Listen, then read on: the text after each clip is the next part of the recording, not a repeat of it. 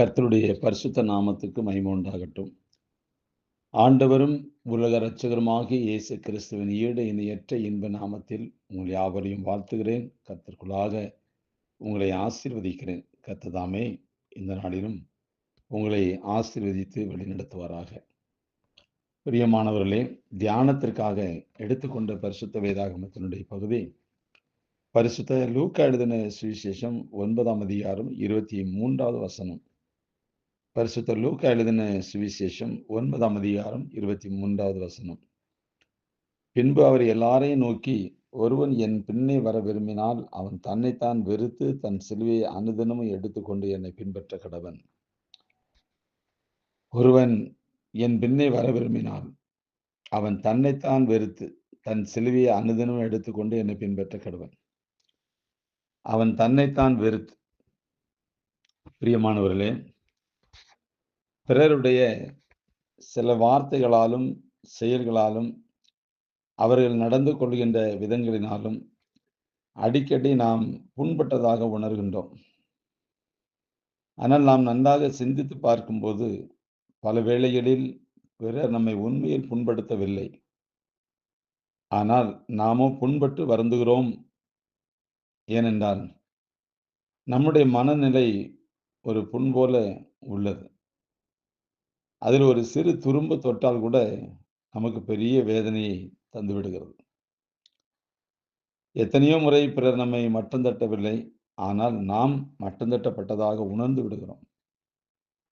பிறர் நம்மை இழிவுபடுத்தும் நோக்கத்தோடு எதையும் செய்யவில்லை, ஆனால் நாம் அவர்களின் தவறான நோக்கமற்ற வார்த்தைகளை செயல்களை தவறாக புரிந்து கொண்டோம். அதான் உண்மை. ஒருவேளை அந்த வார்த்தைகளை செயல்களை கூர்ந்து கவனித்து அவைகளை புண்படுத்தும் வார்த்தைகள் என்று நாம் எடுத்துக்கலாம், அப்படி கூட எடுத்துக்கொள்ளலாம். ஆனால் அது உண்மை அல்ல. மற்றவர்களுடைய வார்த்தைகளின் தோற்றத்தையும் செயல்களின் தோற்றத்தையும் மட்டும் நாம் கவனிக்கக்கூடாது. அவற்றின் பின்னால் உண்மையிலேயே ஒரு தவறான நோக்கம் இருந்ததா இருக்கின்றதா என்று நாம் அதை பார்க்க வேண்டும். என் நண்பர் என்னை பார்த்து, நீ ஒரு மடையன் என்றால் உண்மையிலே அவர் என்னை மடையன் என்று நம்புகிறார் என்ற அர்த்தம் அல்ல.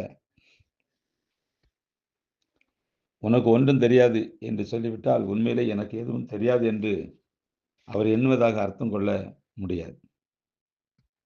ஒரு காலகட்டத்தில் சின்ன சின்ன விஷயங்களுக்கெல்லாம் நான் கவலைப்படுவது உண்டு. அதை ஆராய்ந்து பார்த்தேன். உண்மையில் தவறு எங்கே இருக்கிறது என்று ஆராய்ந்து பார்த்தபோது அந்த தவறு என்னிடத்தில் தான் என்று நான் அதை கண்டுகொண்டேன். சுய நேசத்தின் பிரதி விளைவுதான் அடிக்கடி புண்படும் அனுபவம் என்பதை நான் உணர்ந்தேன். சுயத்தை வெறுக்க அழைக்கப்பட்டதை நான் உணராமல் அதனை அதிகமாக நேசிப்பதாலேயே மனம் எப்போதும் புண் போன்ற நிலையில் இருக்கிறது என்று நான் அதை அறிந்து கொண்டேன். ஆம், பிறருடைய பேச்சும் நடத்தையும் செயலும் நம்மை அதிகமாக புண்படுத்துகிறது என்றால் நான் சுயத்திற்கு மரித்தோமா அல்லது சுயத்திற்காகவே வாழ்கின்றோமா என்று யோசித்து பார்க்க வேண்டியது மிகவும் அவசியம். பிரியமானவர்களே, நம்முடைய வாழ்க்கையில ஒரு கிறிஸ்தவ வாழ்க்கையில ஒரு ஆவிக்குரிய ஜீவியத்துல கிறிஸ்தவ மார்க்கத்துல நமக்கு விரோதமாக மற்றவர்கள் பேசுகிறார்கள், செயல்படுகிறார்கள். ஆனால் நாம் உடனே நம்முடைய மனதளவில் அதை எடுத்து நான் புண்படுகின்றேன், இப்படியெல்லாம் பேசுவார்களா, சொல்வார்களா, செயல்படுவார்களா அப்படிங்கிறத இந்த வார்த்தையை நான் எனக்குள்ள கொண்டு வரும்போது என் மனம், என் இருதயம் வேதனைப்படுகிறது. சில நேரங்கள் அது புண்ணாயிருது. இந்த வார்த்தையே என்னுடைய வாழ்க்கைக்கு அது ஒரு புண்ணாயிருது. ஆனா அது சரியா சரியில்லையா அப்படிங்கிற நிதானிக்கிறதுக்கு எனக்கு தெரியல. மற்றவர்கள் என்னை பார்த்து பேசுகிற அந்த வார்த்தைகள் நான் சொல்லுகிறேன், அது தீமைக்கு அல்ல, அது எனக்கு நன்மைக்கு ஏதுவாக. அது எனக்கு நன்மைக்கு ஏதுவாக. நீ முட்டாள்ன்னு சொல்லிட்டா, நான் முட்டாளாக போறதில்ல. நீ மடைன்னு சொன்னா, நான் மடையன் ஆகப் போறதில்ல. அறிவு கெட்டவனே அப்படின்னு சொன்னா, அறிவு இல்லாதவன் இப்ப நான் ஆகப் போறதில்ல. இப்படி அது என்னை சரிப்படுத்துவதற்காக, என்னை ஆவிக்குரிய ஜீவியத்தில் ஒரு படி மேலே கொண்டு வருவதற்காக. ஏன்னா, எனக்குள்ள சுயம் ஒண்ணு இருக்குது.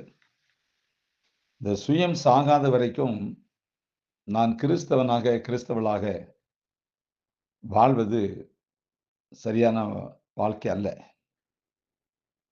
கிறிஸ்து தன்னை குறித்து 3 1/2 ஆண்டு கால ஊழியத்தில் எத்தனை பேர்கள், எத்தனை வார்த்தைகளை சொல்லி அவரை அவமானப்படுத்தவில்லையா?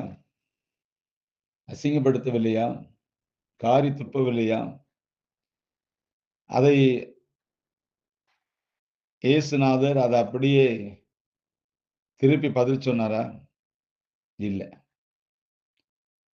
திருப்பி பதில் சொன்னால், அவர் உண்மையிலே கிறிஸ்துவா இருந்திருக்க முடியாது. ஏன்னா, அவருக்குள்ள சுயம் என்பது இல்லை. சுயத்துக்கு இடம் கொடுக்கவில்லை. சுயத்துக்கு மரித்தவராக காணப்பட்டார். அதுல தான் கிறிஸ்து தன்னை வெளிப்படுத்தின விதங்கள் மிகவும் ஆச்சரியம். சில நேரத்துல சில பேர் நம்மளோட பேசும்போது ஒரு வார்த்தை போட்டாங்கன்னா, பக்கத்துல நிக்கிறவன் சொல்லுவான், "என்ன இப்படி பேசுறாங்க? நீ இப்படியா இருக்கிறா? திருப்பி கேட்க வேண்டியது தானே! திருப்பி சொல்ல வேண்டியது தானே!" அப்படின்னு சொல்லுவாங்க. அது தவறு. என் சுயம் சாகுவதற்காக, என் சுயத்தை அழிப்பதற்காக எனக்கு அனுமதிக்கப்பட்ட அந்த வார்த்தை. அதான் உண்மை. பேசிட்டு போட்டு, சொல்லட்டு, அ என்னை நான் வெளிப்படுத்தாதபடி, எனக்குள் கிறிஸ்துவ வெளிப்படுத்துவதற்காக அது எனக்கு அனுமதிக்கப்பட்டிருக்குது. அதான் உண்மை. என்னை வெளிப்படுத்தினால் சுயம் வெளிப்படும். நான் என்னை வெளிப்படுத்தாதபடி, சுயத்தை வெளிப்படுத்தாதபடி, கிறிஸ்துவை நான் வெளிப்படுத்த வேண்டும். நான் கிறிஸ்துவை பிரதிபலிக்க வேண்டும். அதுதான் சரியானது. அதற்காக சொல்லுவாங்க. சொல்லட்டும். நான் என்ன குறைஞ்சு போப்போறேன்? அதான் உண்மை. நான் சுயத்திற்கு மரித்து விட்டனா? அப்படிங்கிறது ஒரு கேள்வி. அல்லது நான் சுயத்திற்காக வாழ்றேனா? சுயத்துக்காக வாழுகிறவர்கள் எவர்களும் கிறிஸ்தவர்கள் அல்ல. கிறிஸ்து தனக்காக வாழலையே.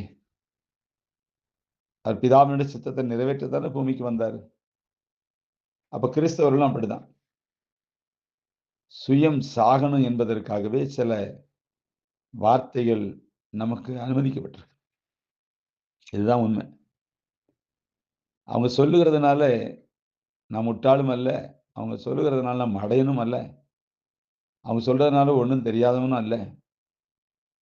அப்படின்னா, நான் இப்ப கிறிஸ்துவ வெளிப்படுத்தணும். திருப்பி பேசக்கூடாது. பதில் பேசக்கூடாது. ஆமா. மனசாட்சிக்கு விரோதமாக செயல்படுகிறவன், தன் மன அமைதிக்கு கல்லறை கட்டுகிறானாம். தன் மனசாட்சிக்கு விரோதமாக செயல்படுகிறவன். அவன் தன் மன அமைதிக்கு கல்லறை கட்டுறானாம். நல்லா யோசிப்போம். நாம் இந்த உலகத்தில கிறிஸ்துக்குள்ளாக வாழ்ந்தால், கிறிஸ்துக்குள்ளாக நான் வாழ்கிறேன் என்றால், கிறிஸ்துக்குள் நான் இருக்கிறேன் என்றால், பிறர் எது சொன்னாலும், அது என் சுயத்தை சாகடிப்பதற்கு. என் சுயம் எழும்பக்கூடாது. என் சுயம் எழும்பிட்டு அப்படின்னாவே, அது தேவன் அதில பிரதிபலிக்க முடியாது. தேவனை வெளிப்படுத்த முடியாது. தேவனை காண்பிக்க முடியாது. அதற்காக தான். அதான் அந்த வசனத்தில ஒருவன் என் பின்னே வர விரும்பினால், அவன் தன்னைத்தான் வெறுத்து தன் சிலுவையை அனுதினமும் எடுத்துக்கொண்டு என்னை பின்பற்றுகிறவன். சிலுவை வந்து லேசுப்பட்டதில்ல, ஒரு பாடு. அது அனுதினமும் உண்டுன்னு சொல்லப்படுது. ஒரு நாள் சிலுவையை சுமக்கிறது இல்ல.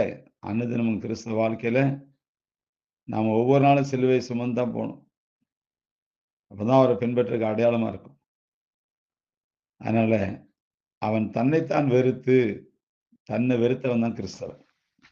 ரொம்ப சுருக்கமா சொல்லப்போனா, அவனுக்கு சுயம் இருக்கக்கூடாது. சுய ஆசைகள், சுய இச்சைகள், சுயமானம், சுய விருப்பம், சுய சித்தம் இதெல்லாம் இருக்கவே கூடாது.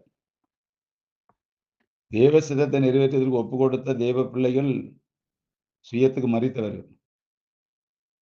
அதனால பிரியமானவர்களே, நம்ம மற்றவர்கள் எது சொன்னாலும் அதை பொருட்படுத்தக்கூடாது. ஏன்னா தேவன் அதை பொருட்படுத்தல. அவர் சகித்தார், பொறுத்தார். அதில பிதாவின் சித்தம் நிறைவேறிச்சு. அதேபோல நாமும் ஆண்டவராகிய இயேசு கிறிஸ்து செய்தது போல, நாமும் பிதா குமாரனின் சித்தத்தை நிறைவேற்ற ஒப்புக் கொடுப்போம். நம்மை வெறுப்போம், சிலுவை எடுப்போம், அவரை பின்பற்றுவோம். கர்த்தர் உங்களை ஆசீர்வதிப்பார். God bless you.